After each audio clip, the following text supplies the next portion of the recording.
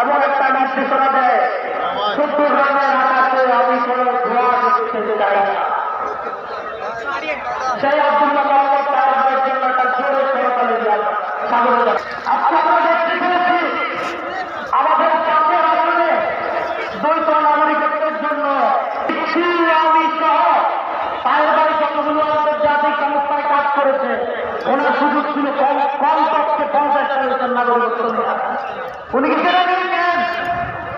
উনি চট্টগ্রামের সন্তান হিসেবে টিকে আছেন। আমি অপেক্ষা করছেন 2017 সালে যখন ফেসবুকে হাজিরাকে প্যাসেজ করে ফোন দিয়েছিলাম, আমার বাড়িতে ফোন দিয়েছিল, আমার কাছে হুমকি দিয়েছিল